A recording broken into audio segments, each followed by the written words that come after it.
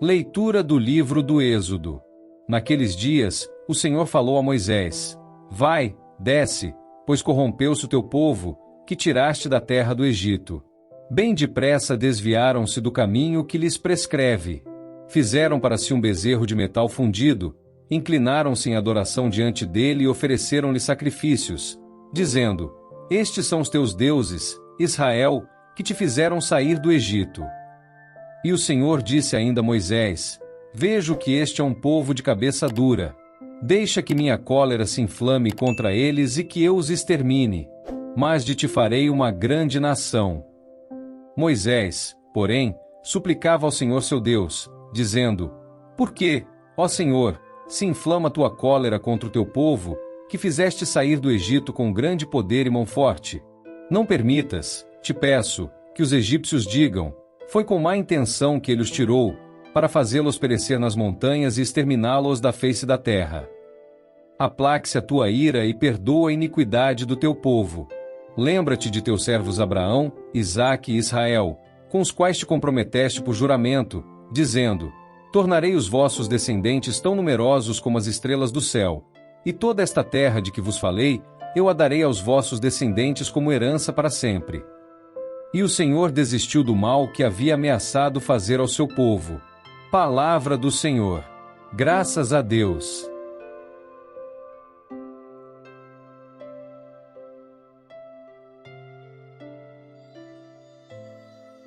Proclamação do Evangelho de Jesus Cristo segundo São João. Glória a vós, Senhor. Naquele tempo, disse Jesus aos judeus: Se eu der testemunho de mim mesmo, meu testemunho não vale. Mas há um outro que dá testemunho de mim, e eu sei que o testemunho que ele dá de mim é verdadeiro. Vós mandastes mensageiros a João, e ele deu testemunho da verdade. Eu, porém, não dependo do testemunho de um ser humano, mas falo assim para a vossa salvação. João era uma lâmpada que estava acesa e a brilhar, e vós com prazer vos alegrastes por um tempo com a sua luz. Mas eu tenho um testemunho maior que o de João, as obras que o Pai me concedeu realizar. As obras que eu faço dão testemunho de mim, mostrando que o Pai me enviou. E também o Pai que me enviou dá testemunho a meu favor. Vós nunca ouviste sua voz, nem viste sua face, e sua palavra não encontrou morada em vós, pois não acreditais naquele que ele enviou. Vós examineis as Escrituras, pensando que nelas possuís a vida eterna. No entanto, as Escrituras dão testemunho de mim, mas não quereis vir a mim para ter a vida eterna. Eu não recebo a glória que vem dos homens, mas eu sei que não tendes em vós o amor de Deus. Eu vim em nome do meu Pai, e vós não me recebeis. Mas, se um outro viesse em seu próprio nome, a este vós o receberíeis. Como podereis acreditar, vós que recebeis glória uns dos outros e não buscais a glória que vem do único Deus? Não penseis que eu vos acusarei diante do Pai. Há alguém que vos acusa, Moisés, no qual colocais a vossa esperança. Se acreditasseis em Moisés, também acreditarias em mim, pois foi a respeito de mim que ele escreveu. Mas se não acreditais nos seus escritos, como acreditareis então nas minhas palavras? Palavra da salvação. Glória a vós, Senhor.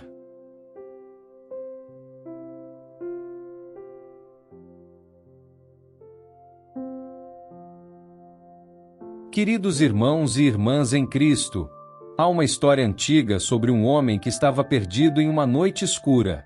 Enquanto caminhava, ele caiu em um buraco profundo do qual não conseguia escapar. Um após outro, vários transeuntes passaram por ali. Alguns ofereceram conselhos, outros lhe estenderam galhos muito curtos, até que finalmente alguém desceu ao buraco para ficar com ele. Quando o homem protestou, dizendo: Agora estamos os dois presos aqui, o Salvador respondeu: Não, eu conheço o caminho para fora.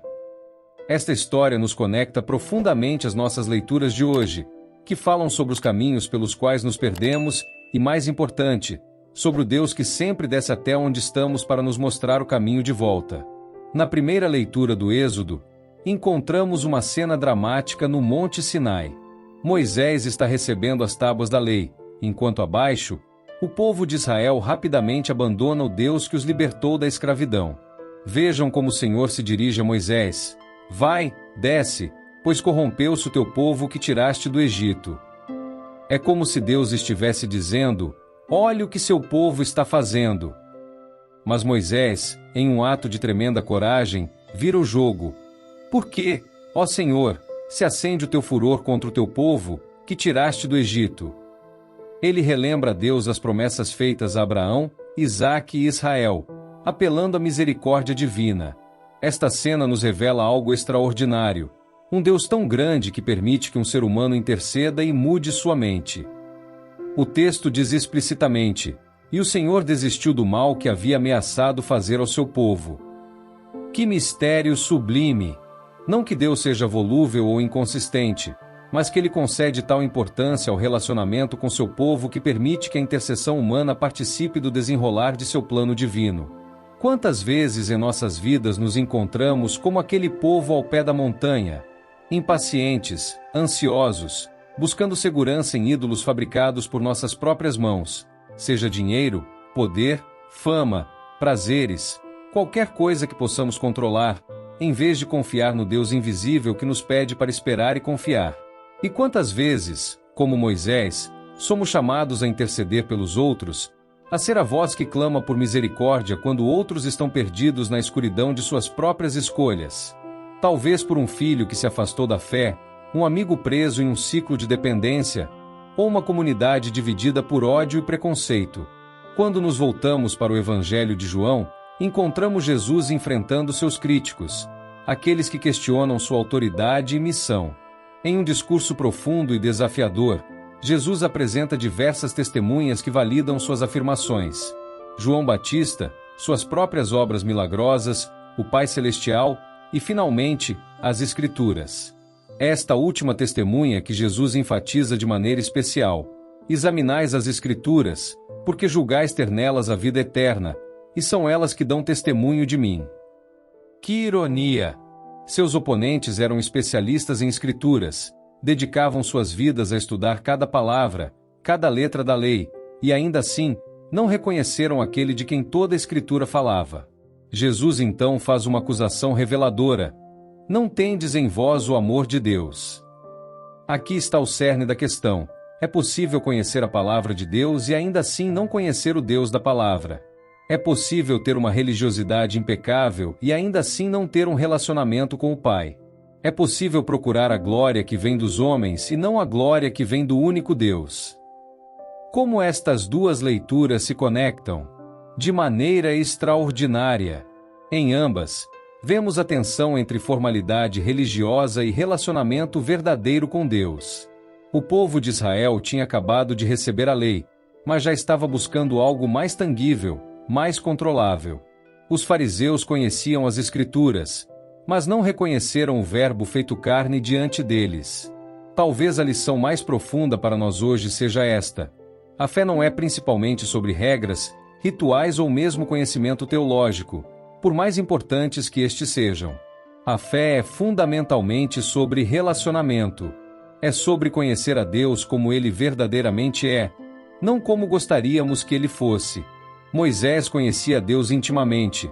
O texto bíblico diz que ele falava com Deus face a face, como quem fala com seu amigo. Esta intimidade lhe deu a ousadia de interceder, de lembrar a Deus suas próprias promessas. Era um relacionamento real, não uma mera observância de regras. Jesus, sendo Deus encarnado, tinha a mais profunda intimidade possível com o Pai. Eu não busco a minha vontade, diz ele, mas a vontade daquele que me enviou. Esta união de vontades é a marca de um relacionamento verdadeiro, não apenas fazer o que o outro quer, mas desejar o que o outro deseja. Então, o que estas leituras nos chamam a fazer hoje?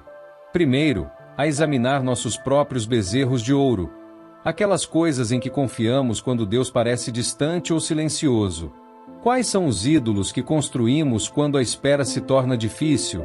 Segundo, a cultivar um espírito de intercessão como Moisés. A quem Deus está chamando você a defender em oração? Por quem você precisa se posicionar na brecha? Terceiro, a ir além de uma observância superficial das Escrituras para um encontro verdadeiro com o Deus que se revela nelas. Não basta conhecer textos, precisamos conhecer a pessoa a quem os textos apontam. Quarto, a examinar a fonte de nossa busca por aprovação e validação. Estamos procurando a glória que vem dos homens ou a glória que vem do único Deus?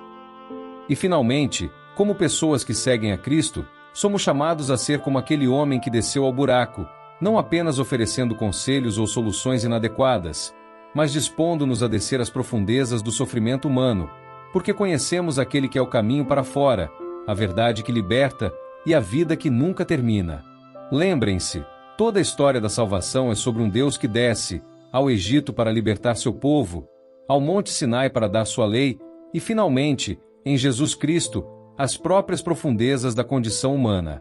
E é este mesmo Deus que continua a descer aos buracos escuros de nossas vidas, não para nos julgar, mas para nos mostrar o caminho de volta para casa. Que possamos, como Moisés, conhecer este Deus face a face. E que possamos, como Jesus nos convida, encontrar na Escritura não apenas informação, mas transformação, o testemunho vivo de aquele que é o caminho, a verdade e a vida. Amém.